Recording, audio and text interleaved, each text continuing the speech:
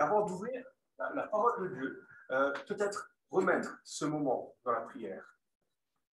Seigneur, je veux te louer, te bénir, Seigneur, te rendre grâce, te rendre gloire, Seigneur, pour ces temps, ces moments que nous pouvons avoir, Seigneur, ensemble. Et déjà, Seigneur, mon cœur, mon envie, Seigneur, c'est non pas de parler, non pas des paroles d'homme, Seigneur, mais qu'en cet instant, tu fasses de moi, tu fasses de nous, Seigneur, des instruments d'adoration. Que tu sois glorifié, Seigneur, à cet instant. Que ce ne soit plus, Seigneur, des paroles, Seigneur, de l'intelligence, de la philosophie humaine qui soit dite, qui soit mise en place aujourd'hui, mais ta parole, Seigneur, ta parole qui est la vérité. Seigneur, vraiment, Seigneur, qu'en cet instant, tu sois glorifié et que tu fasses vraiment de nous, que tu fasses vraiment de moi, tu fasses vraiment de tous ceux et celles qui ont à charge cette Église des instruments entre tes mains, Seigneur. Et déjà, Seigneur, je te remets, Seigneur, le sujet qui a été remis, Seigneur, tout à l'heure, c'est-à-dire des offrandes. Que, Seigneur, tu puisses bénir ceux et celles qui ont apporté, Seigneur, leur offrande, que quelle qu'elle soit, Seigneur, que tu puisses bénir ceux et celles qui ont la charge de cette Église, qu'ils puissent avoir sagesse et discernement, Seigneur, afin de vraiment aller selon ta volonté et dans tes plans. Seigneur, je te loue, je te rends grâce, je te bénis, et que vraiment, encore une fois, tu sois glorifié. Amen. Amen. Amen. Alors, les choses sont... le clin d'œil de Dieu, parfois, sont surprenants, n'est-ce pas? Parce que mon introduction, elle est débutée sur les Jeux Olympiques, sur le sport en général, et je vois devant moi le magazine Croire et Vivre. Donc, ce magazine, vous allez le retrouver à l'entrée de cette église, et je vous encourage vraiment à le prendre. Le titre, c'est « Sportez-vous bien ». Le sport, la foi sont-ils compatibles? Alors, c'est assez comique parce que j'ai fait beaucoup de sport étant plus jeune. J'ai essayé, ça fait une semaine de ça, de recommencer à courir, et j'ai redécouvert des muscles que j'avais complètement oubliés. C'est des petites crampes un peu partout, donc si vous me voyez, enfin, on délie, et voilà. Alors, j'espère que vous aimez le sport, parce que c'est vrai que depuis un certain temps, on est servi quand même. On sort de la Coupe d'Europe de football. C'est l'Italie qui a gagné. Je crois que dans vos villages, ça devait être... Les Italiens sont heureux. On était activement, on est venu klaxonner avec des amis, on est venu klaxonner avec des amis italiens. Bah, je suis français aussi, hein. Donc on ne va pas la ramener, les Français, on ne va pas la ramener. Et c'est vrai que j'aime beaucoup le sport. J'aime beaucoup le sport. Et c'est vrai que ce que j'aime dans le sport, j'ai fait du judo pendant plus de 20 ans, c'est cette envie de se dépasser, d'aller au-delà de ses limites. Et si vous suivez les Jeux Olympiques, il y a comme cela dans des équipes, des rivalités de toujours. Alors on parlait de l'Italie en football, mais l'Italie, ça a toujours été l'équipe à battre. En football, c'est quand même l'équipe qui marquait le plus de points. Enfin, c'était l'équipe à battre. Et toutes les équipes, en fait, s'entraînent dans le but de rencontrer justement cet adversaire. Et depuis, si vous avez comme ça un retour en arrière, il y a toujours eu des combats, des défis de légende. À l'époque, quand j'étais plus jeune, il y avait en tennis, maintenant on parle de Nadal et de Djokovic, mais avant il y avait McEnroe, Connors, c'était les défis. On ne savait pas citer le nom d'un tennisman sans citer celui. D'un côté, ils étaient liés presque. Leur entraînement, on avait l'impression qu'ils étaient faits pour se retrouver, ils étaient faits pour se rencontrer.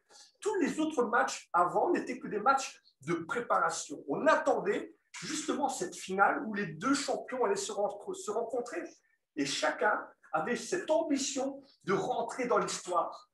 Alors moi, c'est vrai que j'aime un peu plus les sports de combat. J'en ai fait longtemps, mais quand j'étais plus jeune, on parlait de Mohamed Ali, Joe Frazier. En football, il y avait Ronaldo, Messi en Formule 1, Damon Hill, Schumacher. Il y a comme ça des noms qui restent dans l'histoire.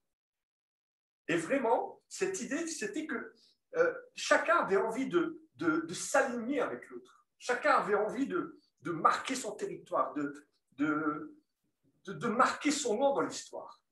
Et vraiment avec cette idée que tous les matchs qu'il y avait avant n'étaient qu'une préparation en vue de cette rencontre finale, des rivalités historiques. Et le thème de ce message aujourd'hui sera aussi marqué par une rivalité, une rencontre importante. Non pas une rencontre qui va marquer simplement l'histoire, mais qui va marquer l'humanité dans sa globalité.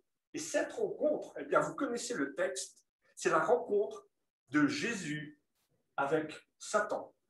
Et je suis sûr que cette rencontre, elle était prévue depuis presque le jour de la chute dans le jardin d'Éden. Satan et Jésus devaient à un moment donné se rencontrer. Et tout ce qu'il y a eu avant dans l'Ancien Testament n'était en fait qu'une préparation, n'était en fait que le préambule.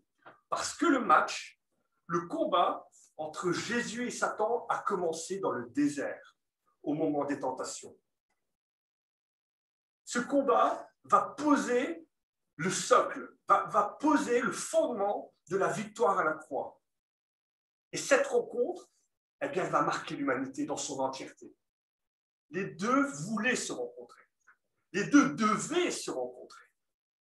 Et c'est ce que nous allons lire ensemble dans Luc, chapitre 4, versets 1 à 13. Luc, chapitre 4, versets 1 à 13. Jésus, rempli du Saint-Esprit, revint du Jourdain, et il fut conduit par l'Esprit dans le désert, où il fut tenté par le diable pendant 40 jours. Il ne mangea rien durant ces jours-là, et après qu'il fut récoulé, il eut faim. Le diable lui dit, si tu es le Fils de Dieu, ordonne à cette pierre qu'elle devienne du pain. Jésus lui répondit, il est écrit, l'homme ne vivra pas de pain seulement. Le diable, l'ayant élevé, lui montra un instant tous les royaumes de la terre et lui dit, je te donnerai toute cette puissance et la gloire de ces royaumes, car elle m'a été donnée. Je te la donne à qui je veux. Si donc tu te prosternes devant moi, elle sera toute à toi. Jésus lui répondit, il est écrit, tu adoreras le Seigneur ton Dieu et tu le serviras lui seul. Le diable le conduisit encore à Jérusalem, le plaça sur la haute montagne et lui dit, si tu es le Fils de Dieu, jette-toi d'ici en bas, car il est écrit, il donnera des ordres à ses anges à ton sujet afin qu'ils te gardent. Et ils te porteront sur les mains de peur que ton pied ne heurte contre une pierre. Jésus lui répondit, il est dit, tu ne tenteras point le Seigneur ton Dieu. Jésus commença son œuvre en Galilée. Après l'avoir tenté toutes ses manières, le diable s'éloigna de lui jusqu'à un moment plus favorable. Voilà, le plan est donné. Alors, dans tous les sports, dans toutes les rencontres, il y a forcément un plan. Il y a forcément une stratégie de la part de l'un et de l'autre afin de pouvoir gérer au mieux cette rencontre, afin de pouvoir gagner cette rencontre. Le diable espère gagner cette rencontre. Et la stratégie de Satan, elle est très très claire. Faire chuter Jésus. Faire chuter Jésus, le conduire, le mettre à mal, le pousser dans ses retranchements, faire échouer le plan de Dieu, l'amener à la faute. Et cette première rencontre, encore une fois, est essentielle à bien des égards parce qu'elle va, encore une fois, je le répète, poser les bases de la victoire finale à la croix. C'est un test. C'est un petit peu comme en boxe, le round d'observation. Les deux personnes, Jésus et le diable, s'observent. Comment ce combat va-t-il se passer? Quelle stratégie l'adversaire va-t-il employer? Pour Jésus, son objectif reste clair. Rester l'agneau parfait, sans tache et sans défaut, tel qu'il est écrit dans l'Évangile. Alors c'est vraiment un défi, parce qu'il est à noter, et c'est important de le faire remarquer, que c'est en tant qu'homme que Jésus va s'opposer au diable. Alors Jésus est Dieu fait homme, mais c'est en tant qu'homme que Jésus va résister au diable. Et on sait que la dernière fois qu'un homme s'est retrouvé confronté au diable, ça a été dans le jardin d'Éden. C'est Adam. Et on sait ce qui s'est passé. Adam a lamentablement échoué face au diable.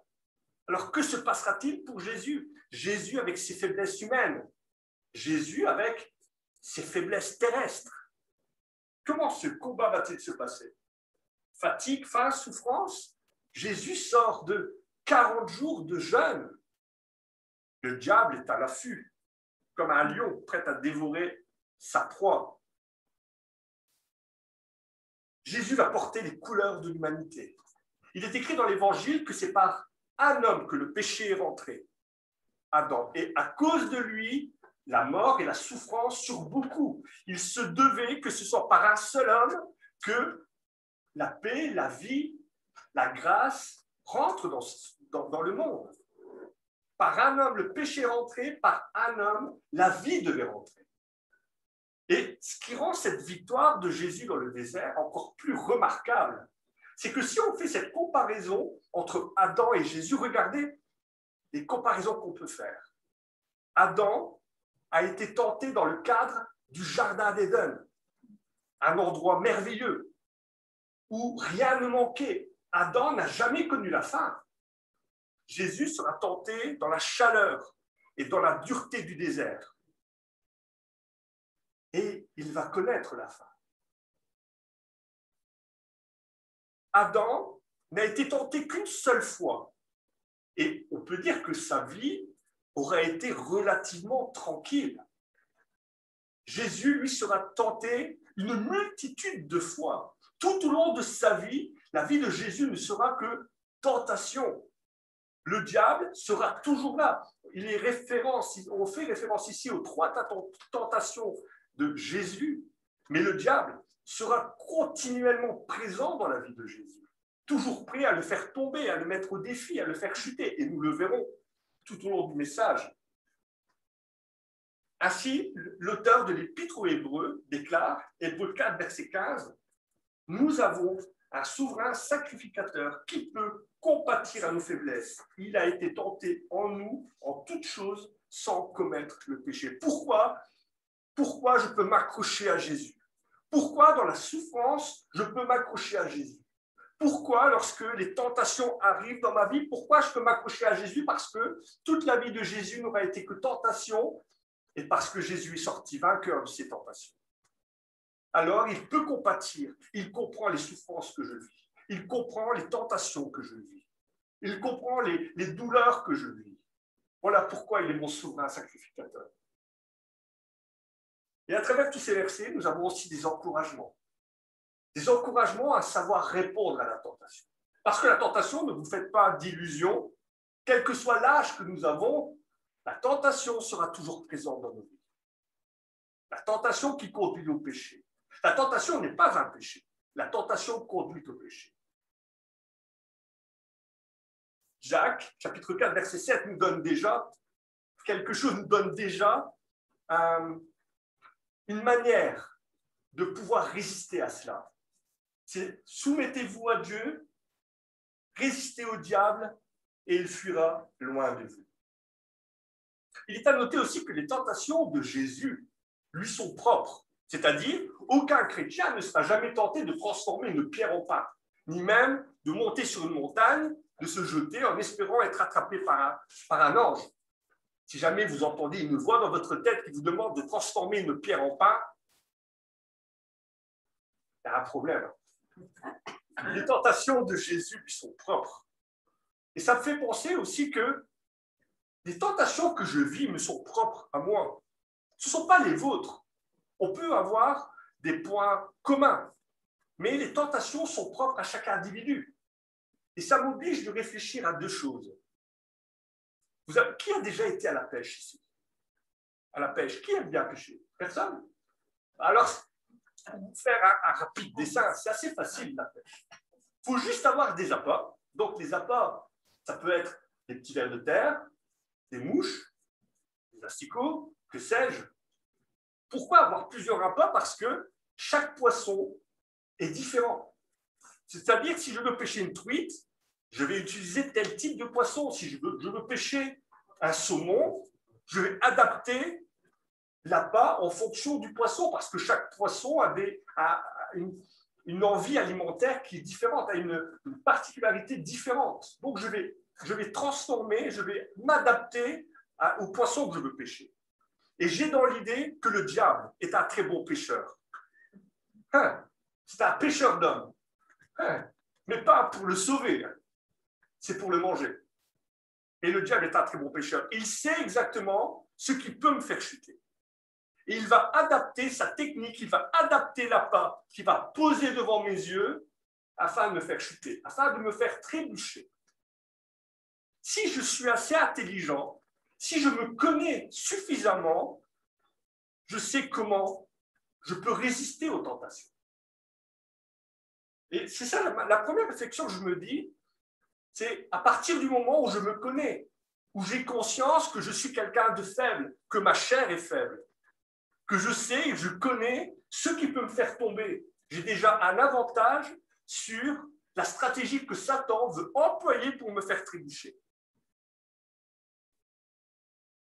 On va prendre un exemple tout simple. On va prendre l'exemple de David. Les étapes de la tentation, c'est quoi? On va parler un peu plus de la tentation avant de rentrer dans le texte de Luc que nous avons lu. Les étapes de la tentation, c'est quoi? C'est déjà quelque chose que je vois. On est d'accord? Les gourmands ont déjà remarqué la tarte aux fraises remplie de chantilly qui se trouve sur la table. Celui qui est gourmand sucré a déjà remarqué la tarte. Celui qui est salé a remarqué le saucisson cacahuète qui est sur l'autre table. Il y a des goûts différents. Chacun a sa tentation. Arrive ensuite le désir. Je vois, j'ai envie. Cette tarte, je vais me l'approprier. Je vais trouver le moyen de l'approprier. Ça, c'est le désir. Ensuite, la convoitise. Cette fois, je vais essayer de réfléchir au plan que je vais mettre en place pour m'approprier cette tarte. Peut-être envoyer les amis dehors, leur dire « Tiens, il se passe un truc. » Et pendant ce temps-là, je vais apprendre cette tarte. Elle sera à moi. Et ensuite, je vais mettre mon plan en action. Donc, en premier, je vois, je désire, je convoite, et après, je mets mon plan en action. La tentation, c'est toujours dans cet ordre-là que ça se passe. Et si on pouvait prendre un exemple biblique, je vous l'ai dit, c'est David. Remarquez dans 2 Samuel, verset 11, de quelle manière David est tombé. Je vous invite chez vous à relire 2 Samuel, verset 11. Il est écrit dans 2 Samuel, verset 11, que David se promenait régulièrement sur le toit de sa maison. Les maisons en Israël sont des maisons plates, donc il est possible de se promener sur les toits des maisons. Et un jour, il rencontre une belle femme qui se lave, qui prend son bain, Bathsheba. On connaît l'histoire. Et cette femme, il va la désirer. Il va même coucher avec elle. Il va la convoiter. Et il est écrit qu'après, il va se renseigner sur elle. Qui est-elle? Bathsheba. Elle est mariée. Sa femme s'appelle Uri. Son mari, pardon. Son mari s'appelle Uri. Intéressant. Et si je l'envoyais au combat, là où le combat fait rage, en première ligne, si je le fais, ça, pourquoi pas? Elle sera à moi. Et il va mettre ce plan en œuvre pour posséder cette femme. Il l'a d'abord vue, il va la convoiter, il va la désirer, il va mettre un plan en action, l'action va se faire. Vous voyez le schéma? Plus vite j'arrive à comprendre ce que mes yeux me donnent l'envie, plus vite je vais casser cette chaîne, plus vite j'aurai la chance de ne pas tomber dans le péché. Je ne suis pas sûr que David ne l'ait vu qu'une seule fois, Bathsheba. Moi, je crois que tous les soirs, il se rendait à la même heure sur le toit pour la voir. C'est un processus qui est long. Et dans nos vies, c'est la même chose. Si j'ai un problème avec l'alcool, et si à chaque fois que je passe devant le café préféré, il y a toujours les copains qui sont là, comme par hasard, viens, allez, juste une bière. Et on sait comment ça se passe, les guet-apens. On ne sort pas. Je vais peut-être, à partir du moment où je sais que mon problème, il est là, eh bien, ce café, particulièrement celui-là, je vais peut-être le contourner. La chair, elle est faible. L'esprit est fort, mais la chair est faible. Si je travaille dans l'entreprise et qu'il y a une nouvelle secrétaire et que j'ai 2 bonnes raisons tous les jours d'aller lui porter moi-même mon courrier, il y a normalement dans notre tête une petite sirène qui doit retentir. Attention, c'est pas bien, c'est pas bon ce qui se passe. N'y va plus. Je pense que voilà, on doit connaître ce qui est susceptible de nous faire tomber. Et on doit pouvoir couper la tête du serpent justement avant que dans nos cœurs, quelque chose de mauvais s'installe, que le désir s'installe. Deuxièmement, si j'ai conscience que la tentation est propre à chacun, eh bien j'ai de la compassion aussi pour mon frère, pour ma sœur qui passe par des moments difficiles.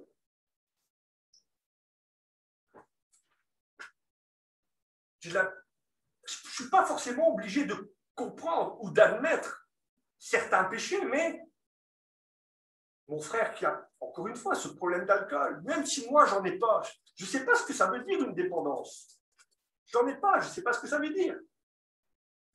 Mais s'il vient se confier à moi, si j'ai la chance qu'il vienne se confier à moi, eh bien, écoute, mon frère, avant, tu avais un ami, mais maintenant, tu as un frère avec qui on va prier ensemble. On va être forts ensemble.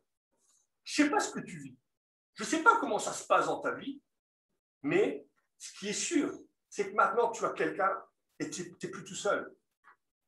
Je fais preuve de compassion. Je veux souffrir avec toi. J'ai envie de rire quand tu seras dans la joie, mais je vais pleurer avec toi dans la souffrance. Et je suis de tout cœur avec toi. Tu ne seras pas tout seul dans ce combat. Tu as gagné un frère.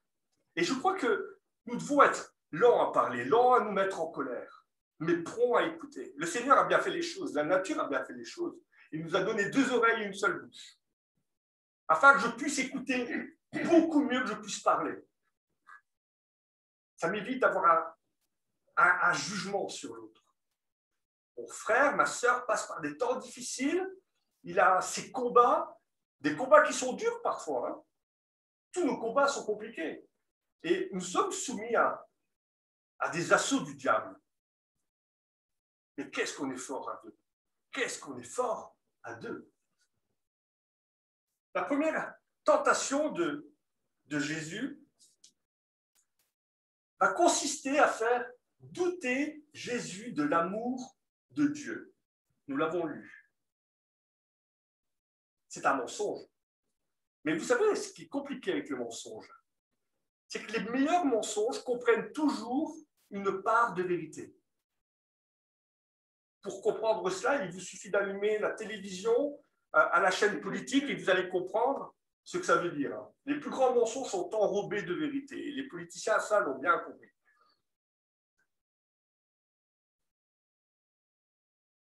Satan veut faire douter Jésus de l'amour de Dieu. Alors, je me suis posé cette question, qu'y a-t-il de mal à vouloir manger quand on a faim? Satan propose à Jésus de transformer une pierre en pain. Et je me dis, mais qu'est-ce qu'il y a de mal à vouloir manger quand on a faim? Heureusement pour les gourmands d'ailleurs. Qu'est-ce qu'il y a de mal à cela?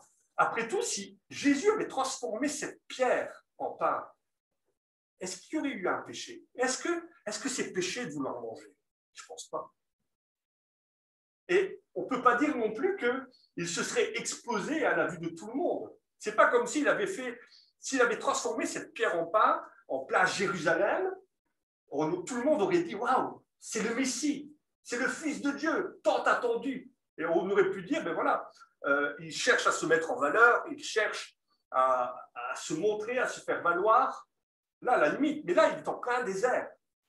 Jésus se trouve en plein milieu d'un désert, il n'y a personne. Donc, s'il avait transformé cette pierre en pain, personne ne l'aurait vu. Ça n'aurait pas posé de souci à proprement parler. Et c'est là que le mensonge de Satan est subtil, parce qu'il incite Jésus à utiliser sa puissance divine à des fins personnelles, à ne plus faire confiance dans le plan de Dieu. Quelque part, il incite Jésus à réfléchir, à se dire, mais est-ce que Dieu t'aime? Est-ce que Dieu est vraiment avec toi? Il t'envoie dans ce monde pour sauver l'humanité et tu te retrouves dans un désert, tu as faim, tu as soif. Est-ce que Dieu t'aime vraiment? Est-ce que Dieu se soucie de ton sort? Dieu ne t'a-t-il pas abandonné? Sur à quoi Jésus va répondre en citant le Deutéronome chapitre 8, verset 3. L'homme ne vivra pas de pain seulement, mais de tout ce qui sort de la bouche de Dieu. Et quelque part, ça nous parle. Cette situation nous parle. Ne vous est-il jamais arrivé de vous dire, je passe par des moments difficiles, je suis croyant, je crois en Dieu, je crois et j'aime Dieu de tout mon cœur, mais Dieu se soucie-t-il de ce que je vis? Est-ce que Dieu est présent? Il était question des dégâts qui ont eu lieu à Liège. Nous avons des frères, des sœurs qui sont actuellement et qui vivent actuellement des moments difficiles à Liège. Des églises ont été ravagées. Et je crois que c'est humain de se dire, mais Seigneur, pourquoi ça? Je ne comprends pas. Je ne vois pas où tu veux me mener. Je ne vois pas où tu veux me conduire, Seigneur. Je ne vois pas pourquoi tu me fais passer par ce moment-là. Je ne comprends pas, Seigneur. Aide-moi. Aide-moi, je ne comprends pas. Je pense que ça nous est déjà tous arrivé, ça. On passe par des situations difficiles et on ne voit pas forcément la main de Dieu agir. Et pire, parfois, on voit même des personnes avec des valeurs morales valant moins que zéro réussir, alors que nous, qui sommes chrétiens, eh bien, ça ne passe pas. Et d'ailleurs, le psalmiste, dans le psaume 73, verset 3, est écrit « Je portais envie aux insensés en voyant le bonheur des méchants. » On voit des gens qui n'ont absolument pas aucun scrupule, et eux, ça marche dans leur vie. Et nous sommes chrétiens, ça ne marche pas. Il y a un problème quand même. Dieu, normalement, je suis son enfant. Dieu doit m'aimer normalement. Pourquoi je passe par ces temps? Pourquoi je passe par ces galères? On compare souvent la vie chrétienne à cette barque, vous savez, sur le lac de Galilée. Je suis chrétien, je suis dans la barque et Jésus est avec moi. Mais ma barque, elle se transforme en galère, où je dois ramer de toutes mes forces pour pouvoir avancer. Et là, encore une fois, et c'est là où nous devons vraiment aller rechercher la parole de Dieu en nous disant, ne doute pas de l'amour de Dieu. Dieu t'aime. Dieu t'aime. Nous avons chanté ce chant tout à l'heure, ne crains rien, je t'aime, je suis avec toi. Promesse suprême qui soutient ma foi. Et se rappeler les versets, sans faire nôtre. Romains, chapitre 8, verset 35. Qui nous séparera de l'amour du Christ? Serait-ce la tribulation, l'angoisse, la persécution, la faim, la nudité, le péril ou l'épée? Qu'est-ce qui pourrait me séparer de l'amour de Dieu? Rien. Et avec assurance, nous pouvons le rappeler à Satan, ça. Qui peut me séparer de l'amour de Dieu? Rien. Verset 38. J'ai l'assurance que ni la mort, ni la vie, ni les anges, ni les dominations, ni les choses présentes, ni les choses à venir, ni les puissances, ni les hauteurs, ni les profondeurs, ni aucune autre créature ne pourra me séparer de l'amour de Dieu manifesté par notre Seigneur Jésus-Christ. Vous n'avez jamais eu ces pensées parfois qui viennent vous chercher où on vous rappelle des choses que vous avez fait dans le passé? Ça vous est jamais arrivé? Moi, c'est très très souvent en tout cas. Si le diable veut vous rappeler votre passé, rappelez-lui son avenir. Et rappelez-lui où il va terminer dans le lac de feu. Le diable vous rappelle votre passé, rappelez-lui son avenir. Rien ne nous séparera de l'amour de Dieu manifesté par notre Seigneur Jésus-Christ. Le second assaut que Satan porte à Jésus, il veut essayer de faire douter Jésus sur le plan de Dieu dans sa vie. Alors, le premier assaut a échoué, et forcément, en compétiteur qu'il est, il va tenter une autre technique, il va tenter une autre approche pour faire chuter Jésus. Sous un angle différent. Il va amener Jésus sur une montagne et va faire cette promesse à Jésus en disant, mais regarde les royaumes, regarde la gloire. Eh bien, tout cela, je vais te les donner. Si tu te mets à genoux, si tu professes mon nom, si tu m'adores, eh bien, je vais te donner cette gloire, cette puissance.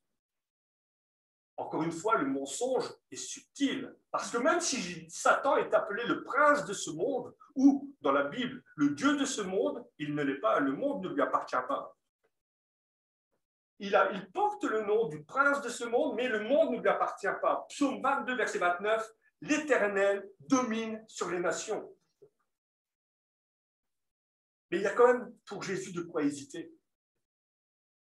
Que propose Satan à Jésus? Il lui propose une vie plus facile. Parce que c'est vrai que quand on réfléchit, qu'est-ce qui attend Jésus? C'est le début de son ministère. Jésus, rappelez-vous, il vient de prendre son baptême et il se dirige, accompagné par l'Esprit, poussé par l'Esprit, il se dirige dans cette phase de préparation au ministère qu'il attend. Et quelle sera sa vie? Une vie d'angoisse, une vie de souffrance, les insultes, les injures, le doute, le rejet. C'est ça, en fait, la vie de Jésus. Jésus dira même un peu plus loin dans l'Évangile, les renards ont des tanières, les oiseaux ont des nids, mais moi, je n'aurais même pas un endroit pour poser ma tête. Et Satan lui propose de passer au travers ses souffrances en lui disant, mais voilà, tu es le Messie, eh bien, je te donne cette gloire. Maintenant, tout de suite, prends-la. Passe. Que ce calice de souffrance passe à côté de toi et viens chercher la gloire qui t'attend dès maintenant, tout de suite. Ce à quoi Jésus rejette cela en disant, tu craindras l'Éternel ton Dieu et tu le serviras et tu jureras par son nom. Citant toujours le Deutéronome. Imaginez Satan à ce moment-là, s'il avait été adoré par le Fils de Dieu lui-même, lui qui par le passé a chuté parce que justement il voulait prendre la place de Dieu. Imaginez. Eh bien, quelque part, c'est exactement ce qui se passe aussi dans nos vies. Encore une fois, on passe par des galères, mais Dieu a un plan dans nos vies. Dieu a un plan pour chacune des personnes ici présentes. Et quel que soit votre âge, le plan de Dieu est encore à l'œuvre. Le plan de Dieu est encore à l'œuvre. Abraham a été appelé, quel âge avait-il? Donc, vous voyez, le plan de Dieu est encore à l'œuvre. Si vous êtes ici maintenant, Dieu a encore un plan pour vous. Et après, le problème, c'est que le plan, je ne le vois pas forcément. Et je ne sais pas forcément ce que Dieu veut pour ma vie, je ne sais pas forcément ce que Dieu veut pour votre vie, mais ce qui est sûr, c'est que Dieu a un plan pour chacun d'entre nous. Mais la vie chrétienne, c'est quoi? Ce n'est pas un ascenseur, la vie chrétienne. C'est un escalier où chaque marche est une étape qui m'apprend, qui me donne de la maturité, qui me permet de franchir des paliers. Et je grandis comme ça, dans la sainteté. Je me transforme. Je ne suis plus la personne que j'étais. Et je ne sais pas la personne que je serai demain parce que Dieu travaille en moi, Dieu travaille en vous. Et chaque étape, chaque marche est en fait un moyen que Dieu va utiliser pour vous façonner, pour vous transformer à l'image de Jésus. On recherche parfois la vie et la facilité, la vie tranquille. Mais encore une fois, il n'y a pas de raccourci dans le plan de Dieu. Lorsque les Israélites ont quitté l'Égypte, ils ont dû traverser par le désert, ils ont dû passer par le désert. Mais la direction, ce n'était pas le désert. La destination, ce n'était pas le désert. C'était la terre promise. Le désert n'était qu'un temps de préparation. Et dans ma vie, c'est la même chose. Les difficultés par lesquelles je suis en train de passer ne sont que des préparations qui m'aident à me transformer, un peu comme l'or qui est amené à température afin de se débarrasser des impuretés. Le Seigneur utilise chaque situation de vie afin de me transformer, pour que je sois pur, pour ressembler chaque jour un peu plus à Jésus. Pour l'instant, nous ne voyons peut-être pour certains que le désert, mais Dieu intervient dans les déserts. Dieu est intervenu pour Israël et nul doute qu'il interviendra aussi dans ma vie. Même si ça peut paraître compliqué, Dieu intervient dans chacune de nos vies. Enfin, la troisième et dernière tentation de Satan sur Jésus il incite Jésus à mettre Dieu au défi. en lui disant, voilà, on va te conduire sur cette montagne. Et cette fois, jette-toi. Jette-toi de la montagne. Et tu verras, les anges viendront et ils prendront soin de toi. Ton pied ne touchera pas, ne heurtera pas une pierre. Encore une fois, le mensonge est subtil parce qu'effectivement, ce texte il utilise le texte parce que Satan connaît les Écritures, il connaît bien les Écritures et n'a pas peur de détourner, s'en servir de prétexte du psaume 91, versets 10 à 11. Le malheur ne t'arrivera pas, aucun fléau ne s'approchera de ta tente. Ordonne à tes anges de garder dans tes voies, ils te porteront sur leurs mains, de peur que de pierre ne heurte ton pied. Satan utilise la parole pour faire chuter Jésus. Et quelque part, pour Satan, si Jésus l'avait fait, eh bien pour lui, c'est bingo. Parce que si Jésus saute, s'il se tue, Satan a gagné. Si Jésus saute et que Dieu vient le secourir, Satan a gagné. Parce qu'encore une fois, il force la main de Dieu. Ce à quoi Jésus va répondre, toujours en citant le Deutéronome. Deutéronome chapitre 6, verset 16. Vous ne tenterez pas le Seigneur votre Dieu comme à Massa. Encore une fois, cette tentation, même dans nos vies, elle est bien humaine. Seigneur, je suis un bon chrétien. Je vais à l'église tous les dimanches. Je pense que tu peux quand même répondre à ma prière cette fois. Je pense que maintenant, ça suffit. Je passe par des temps assez compliqués. Seigneur, maintenant, tu dois répondre à ma prière. J'ai prié, je voulais une Ferrari rouge. J'aimerais avoir cette Ferrari rouge. Maintenant, c'est bon. Je suis quand même un bon chrétien. On appelle ça le Dieu distributeur automatique. La prière, c'est la pièce qu'on met dans l'appareil et on s'attend forcément à recevoir quelque chose. On est chrétien après tout, on est enfant de Dieu. Il est écrit, tout ce que vous demanderez en mon nom, vous l'obtiendrez. Je suis assez surpris, je suis beaucoup sur les réseaux sociaux, et avec cette histoire, le coronavirus, je suis assez surpris parfois de certains commentaires de chrétiens où Dieu doit absolument guérir. Et après tout, on ne met plus le masque, on ne se fait pas vacciner, alors chacun fait ce dont son cœur parle. Je ne suis pas en train de créer le débat, vacciner pour ou contre, je ne suis pas dans ce truc. Mais Dieu doit absolument guérir. Et s'il ne guérit pas, c'est un manque de foi. J'ai un problème avec ça. Si Dieu ne guérit pas, c'est pas parce que c'est parce que je n'ai pas cette foi. Si Dieu ne m'a pas donné cette Ferrari rouge, pourtant je l'ai vraiment prié avec cœur, c'est un manque de foi. Non, ça ne se passe pas comme ça. Et on oublie que la vie chrétienne, c'est avant tout une vie de soumission à Dieu et à sa parole. Que ton règne vienne, que ta volonté soit faite. Ce n'est pas évident de dire ça dans sa prière. Dire à Dieu, Seigneur, non pas ma volonté, mais ta volonté. Et ça, c'est l'exemple de Jésus à la croix. Seigneur, non pas ma volonté, mais ta volonté. Seigneur, je te prie vraiment tout mon cœur pour tel ou tel frère, telle ou telle personne, Seigneur, qui passe par des moments difficiles, mais non pas ma volonté, mais ta volonté. Et je sais, et j'ai l'assurance que tout concourt toujours au bien de celui qui aime Dieu. Même si je ne vois pas la main de Dieu agir dans ma vie, je sais que ça concourt à mon bien.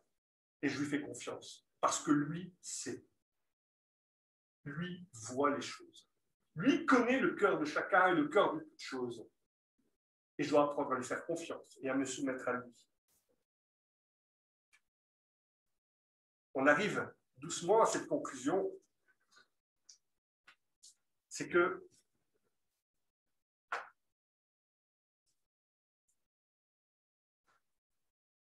à chaque fois que Jésus a été tenté, à chaque fois il a utilisé la parole pour contrecarrer les plans de Dieu. De là, l'utilité, et je suis vraiment un fervent défenseur de l'étude de la parole. Connaître les Écritures, pouvoir s'appuyer sur les Écritures, de la même manière qu'une personne âgée s'appuie sur une tribune, sur une canne, pouvoir m'appuyer et marcher avec les Écritures. J'ai déjà pris l'exemple d'une bouteille. Une bouteille. Alors, cette petite bouteille, elle fait quoi? Elle fait 25 cl. Si je la vide, que reste-t-il à l'intérieur? Vous allez me dire, rien du tout. Ben non, il y a de l'air. J'ai entendu ce message une fois et j'aime vraiment beaucoup l'idée qu'il y a derrière cet exemple. Il y a de l'air. Qui a mis l'air dans la bouteille? Eh bien, c'est moi. En vidant ma bouteille, j'ai permis à l'air de rentrer. Je suis responsable de ça. L'air n'est pas rentré toute seule. En vidant la bouteille, j'ai permis à l'air de rentrer. De la même manière, en me vidant de la parole de Dieu, je permets à autre chose de rentrer en moi. Ça peut être Netflix, ça peut être ce que vous voulez, ça peut être Internet, mais en me privant de la parole de Dieu, je permets à autre chose de prendre la place de Dieu dans mon cœur. Alors, je ne dois pas m'étonner après si, pendant les tentations, je passe par des moments compliqués. Je ne dois pas m'étonner si, ah non, Dieu n'est pas, je n'ai pas sa parole, je n'ai pas son arme, je n'ai pas la prière. Je me suis éloigné, j'ai pris la décision de m'éloigner de Dieu. Pas étonnant que le diable prenne sa place. Soyez proches de Dieu et le diable sera loin de vous. Un chrétien en prière, quel que soit son âge, ce n'est pas une question d'âge, de force physique. Un chrétien en prière fait trembler les murs de l'enfer. Un chrétien à genoux peut tenir debout devant n'importe quelle personne, devant n'importe quelle situation. Alors je vais me soumettre à Dieu. Et surtout ne pas le sous-estimer. Ne pas le sous-estimer. Toute sa vie, Jésus sera tenté et toute notre vie, nous serons tentés aussi. Dans Matthieu 16, verset 23, Pierre encourage Jésus à éviter Jérusalem en lui disant « Mais Jésus, va pas à Jérusalem, tu vas mourir à Jérusalem, n'y va pas, reste avec nous. » Et Jésus va lui répondre « Loin de moi, Satan, tes pensées ne sont pas celles de Dieu, mais des hommes. » Satan est encore là, en train de faire douter Jésus. « Va pas à Jérusalem, va pas te faire crucifier, les hommes n'en valent pas la peine. » Satan réussira aussi certaines choses. Il réussira à faire tomber Judas. Pendant le repas, il est écrit que Satan va posséder Judas. Alors ne sous-estimons pas notre adversaire, mais restons conscients que nous sommes déjà plus que vainqueurs par celui qui nous a tentés. Amen. Seigneur, je veux te louer, te bénir, te rendre grâce, Seigneur. Et c'est vrai que même si dans nos vies, nous passons par ces combats, Seigneur, nous savons qu'avec toi, et grâce à toi, par le sang qui a coulé à la croix, nous sommes déjà plus que vainqueurs. Alors que vraiment, Seigneur, nous puissions nous rapprocher de toi, toujours plus de toi dans nos vies, toujours plus de ta parole, Seigneur, afin que nous puissions résister, Seigneur, à toutes ces tentations, que nous puissions résister, Seigneur, à toutes ces manœuvres tournées contre nous. Il est écrit qu'aucune flèche ne nous touchera. Quand bien même certains tomberont à gauche et à droite, il est écrit qu'aucune flèche ne nous blessera, parce que nous portons, Seigneur, les armes de la foi avec nous. Mais Seigneur, ce combat, nous ne pouvons le réussir qu'avec toi, Seigneur, parce que tu es notre bouclier, tu es notre rocher, tu es celui sur lequel nous pouvons nous appuyer. Alors Seigneur, vraiment, plus proche de nous, Seigneur, vraiment plus proche de toi, Seigneur. Aide-nous à marcher toujours plus proche de toi. À toi soit la puissance et la gloire. Bénis cette assemblée, Seigneur. Bénis et pose ta main sur chaque frère, sur chaque famille que nous représentons. Et que ton nom soit glorifié. Fais de nos maisons des maisons de prière. Pour ta volonté, Seigneur, pour ta gloire, que ton nom soit glorifié. Amen. Amen. Nous allons conclure par un chant, un dernier chant.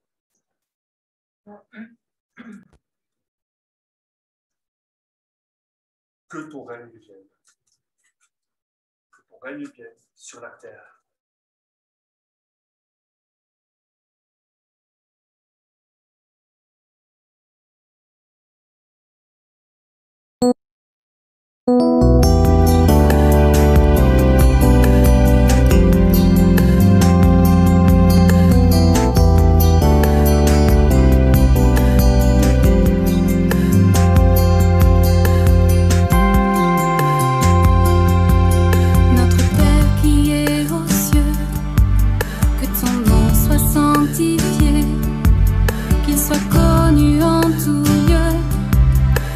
Loué, honoré. Notre Père, nous te prions, que ton puissant règne vienne, que ta volonté soit faite sur la terre comme au ciel, que ton règne vienne, que ton règne vienne, que ton règne vienne sur la terre, que ton règne vienne, que ton règne vienne, que ton règne vienne à la terre.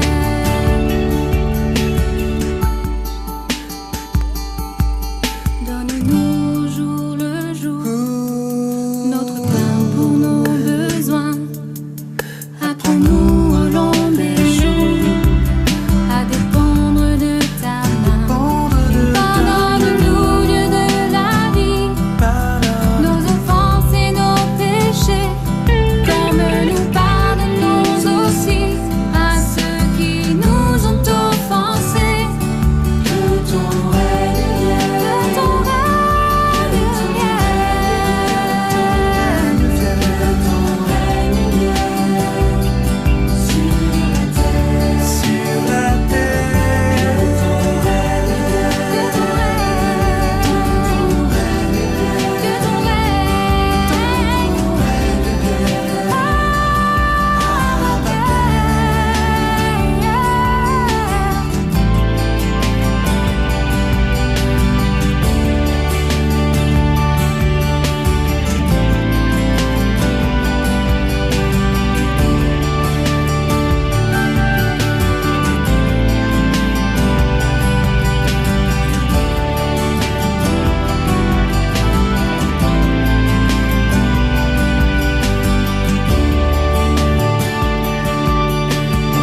ton tentation, garde nos cœurs, nos pensées, fortifie nos convictions, notre foi, notre volonté.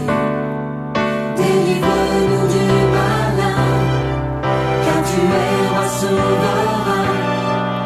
À toi seul règne et victoire, pour toujours puissance et gloire.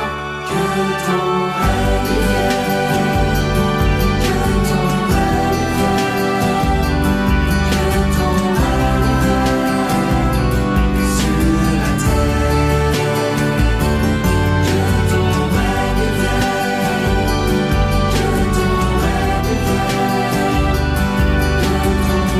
vienne à la